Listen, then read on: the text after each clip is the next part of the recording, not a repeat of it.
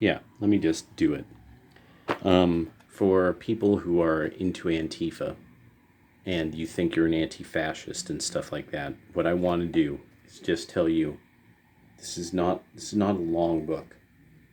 You could look this guy up. Look if you look up Rodney Atkinson and Into the Fire. You could look it up on Amazon. You could see what the reviews are. You could find out. I think he even had some website for a while, but I don't think he can. I don't think it's around anymore. You're going to. It won't make you feel better. Let me just tell you, you won't feel better. Finally knowing what you're talking about, really understanding like that the ideas are ideas are ideas. It's not until they become action that you really see what they do. You'll know them by their fruits, as us Christians say. See, I know more about you people than you ever want to know. I know I was at the shows. I was at the pit while you were still in middle school, okay?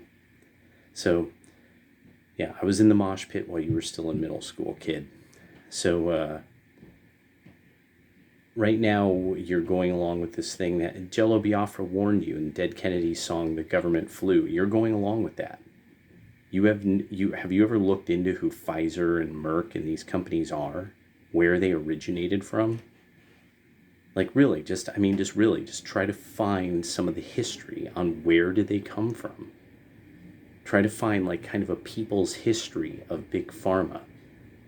These companies have been putting stuff into the market that's been deforming people and making women sterile and stuff for decades, for generations now. And nobody can ever punish them. And this is a simple book. There's a lot of things I could tell you to read. I've bought hundreds and hundreds of dollars in books on trying to figure out what is the deal with what happened with World War II. How did any of that happen? But let me tell you, that book will break down to you some things that just, here's the name of this person, here's what they did in this government, and this is how they died fat and happy in like 1970 after being the president of a country, after being a prime minister of a country, after serving especially after serving for the project that becomes the EU. How some of these people worked, like NPR, PBS, OPB. You won't feel better. Hitler was just one guy. All these guys in the fancy uniforms, there's only, you could count them. You could count who hung in Nuremberg. That's not what kept those governments going. Nobody really talks about how is it that we just ignored the rise of these countries. How is it that like FDR didn't do something about this? There's whole books on that. The Jews, everyone was hearing about the Jews. Why didn't we do anything? FDR was there. FDR was the president. Why didn't we do anything? It's not going to make you feel better once you know, but you'll know. And I really thought about it. I was like, why get up these people's nose? Why get up their ass about the way they dress, the way they look? That won't help. It won't help. But knowing is way more than half the battle. And you're going to learn things about the Clinton administration and what happened in Kosovo. And all you'll have to do, you'll be like, wait a second, let me take a look at this. And you'll find the articles. He references the articles. BBC, Voice of America, all these organizations that good, solid, liberal, left of center-minded people that were like, good thing we've got these, this European source because American sources are so bad. There was no internet. Even somebody like me, I didn't really have access to super awesome internet until very recently in life. And I grew up in a house that, my father assembled a computer when they first came out. I had Commodores. I had one of the first portable Commodores on the market. But to be able to share ideas. It's diversity of thought is our strength, not ethnic diversity. Just look in Mexico. Mexico has many different kinds of people. Look at all those countries in South and Central America. Look at across the Islamic world. All these different tribes, all these different clans. These people know what cars are. They know what electricity is. They had the Orient Express. Why don't they? How is it that they just don't get things done as well? Because everybody's got their little tiny interests. And I know there's this idea of we all get together like the people, blah, blah, blah, blah, blah. But that's not how people are. It just isn't. And you'll know that once you know what the powerful know about humans. They know this. The corporations know. And they look at it as all we've got to do is make these people eat each other alive, and then we'll clean up. That's what they're going to do to Portland. You're going to ruin Portland, and then they're going to eat it alive. Soon the tax rate's going to go up for small businesses, sole proprietorships, and small businesses.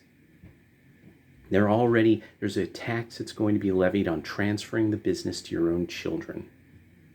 They're going to say, how much is your business worth? And some guy in an office, some very corporate looking person in a government office is going to ascertain the price, and then they're going to say, you owe us this much money. You haven't even started running the business and you owe us this. Oh, you can't pay.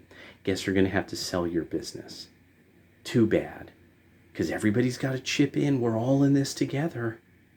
And so you're going to see within your own lifetime, family restaurants die. Family businesses just die right there on the vine. They're going to just vanish. You're going to be like, oh, the corporate people, and the Christians, and if they didn't show up and have prayer meetings, and because you won't understand unless you get who these people were.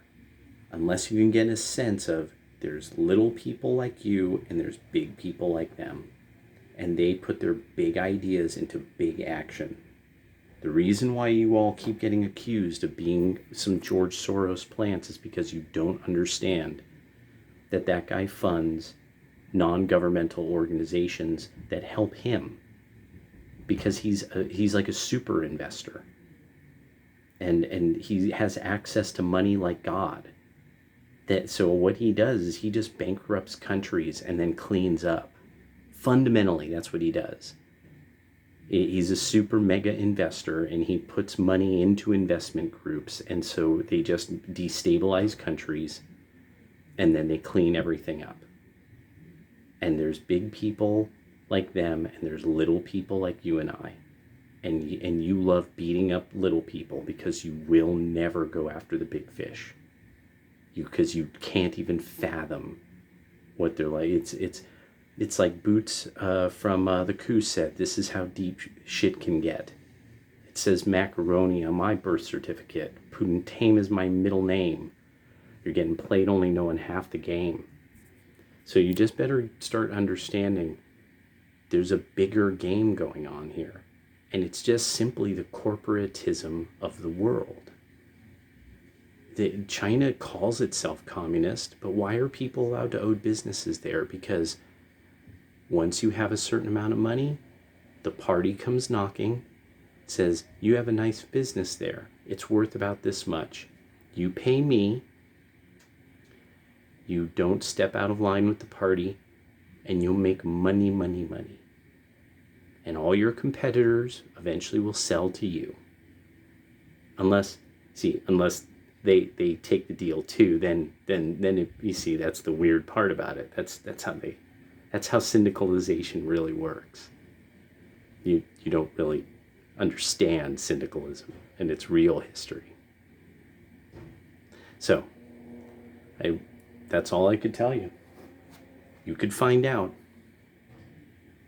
The parliament was told by this guy in detail what kind of people they were dealing with. The Bilderberg group, that's just a giant business meeting. It's just a big business meeting with super funders so that they could all come up with their plans. You can go on YouTube and see some of these people. The World Economic Forum, you could see their meetings. The Atlantic Council, you can watch their meetings. You could subscribe to their channel. You will never believe like how open they are because they don't care. They know you will never do anything about them. You'll never do anything about them because you want to fight church groups. You want to beat up church groups. You want to beat up other little people. It won't feel any better, and you'll sit back, and at some point you'll just be like, fuck, they got me. Everybody's got to play the fool. That's why us Christians, that's why somebody like me who never was into that stuff, but eventually I realized, oh no, evil exists. See, the idea is this: God isn't in existence because he created it. That can't work. That shouldn't work. But that's the whole reason why why Christianity is so different than other things. That is not rational. It's got to be a leap of faith. But within existence, there is sort of this spirit of passion, avarice, anger. There's things that exist that we don't see. We perceive them with our mind. Even the Buddhists believe this. It's just that they're rational, so they couldn't make the argument that there's something outside of existence. That was the whole thing. The Buddha said, there's no point in arguing that because it can't be decided upon. All you have to do is stay away from the passions and wipe out the kleshas, the stains that come with the mortal coil. Anger, greed, lust, sloth. So, you're getting played, and you're getting played very well. You're getting played excellently. So I just wanted to put that out there because at least you'll know. At least you'll know. You'll sit there and you'll say, how did these people elect this guy to run Italy? How they elect this guy to run Germany? How they elect this guy to run the Netherlands? This guy was a fucking Nazi. But they didn't know. There was nobody writing the newspapers. They already had people in the newspapers. They were funding some of these newspapers. They were funding some of these universities. They were funding the schools of education. Many people forget exactly what kind of guy Ford Foundation, they forget what kind of guy Ford was. You could say educated this, educated that, but who educates the educators? Where do they get these curriculums even from? Corporatism. It's a good way of thinking of it. Put this fascism stuff out of corporatism, where you'll obey orders. Was it as one was the Prussian? It was one of these socialists when the socialists in Germany started to lose to the more Prussian school of socialists, and it became one gives orders and the other receives them and obeys. Because that was the way that the Prussians thought, and they took over the entire realm of socialist thinking in Germany.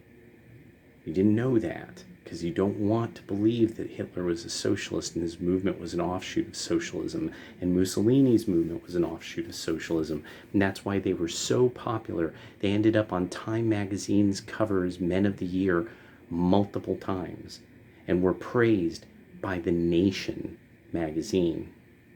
By The Nation, until The Nation started to really wonder why these reports about the Jews are accurate. But it was too late by then. So there we go. Why come at you like some kind of enemy? That's not going to convince you. That's the whole point with Christianity. It doesn't work by force. Islam, that's Islam's thing. Christianity doesn't work by forcing people. That's more of the Catholic Church's way of doing things, like the old Romans. But no, gotta convince you. Gotta convince you first that maybe you've been fooled. You've been fooled because you wanted to be fooled, because you wanted to be right, and that's pride.